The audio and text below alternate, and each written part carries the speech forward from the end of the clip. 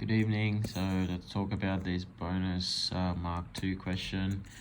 There's two inclined planks which is connected with a pulley with a string with a length of L. That doesn't change, so that means we can disregard the elasticity of this string. So, and it's given the pulley and the surfaces are frictionless. So what's given to us is there's two different angles, alpha and beta, mass M2 and mass M1, and M2 is larger than M1. So we got M2G, the weight of M2 acting straight down, and we got M2G cos beta perpendicular to the plane, and parallel to the plane we got M2G sine beta.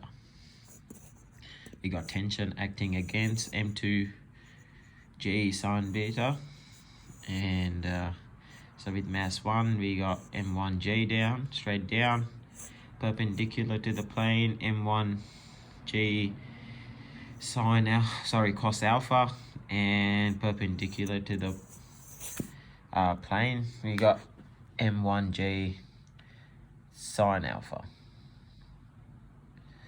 So what I've done initially is I've used for mass 2 I've used F equals MA.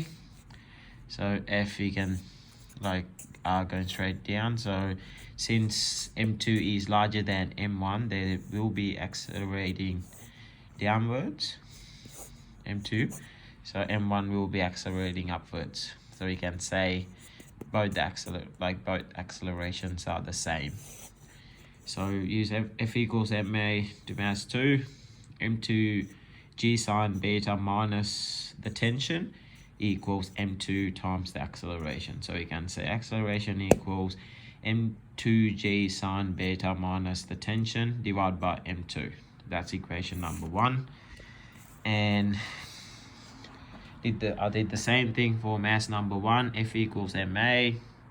So you got tension minus M1G sine alpha equals M1 times the acceleration. So F equals MA upwards, so you got tension upwards minus mg sine alpha, that equals M1 times acceleration. So acceleration equals T minus M1G sine alpha divided by M1. So that's equation number 2. So you can say 1 and 2 are equals, the same acceleration. So then you get M2G sine beta minus T divided by M2 is equals to T minus M1G sine alpha divided by M1.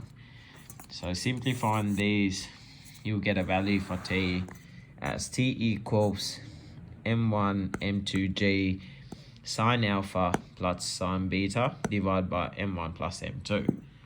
So what I've done afterwards is that's the answer for alpha. So the Bravo question is if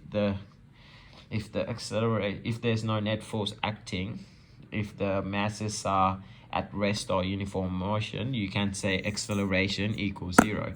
So what I have done is I've substituted the value for tension into equation number 1 to find acceleration.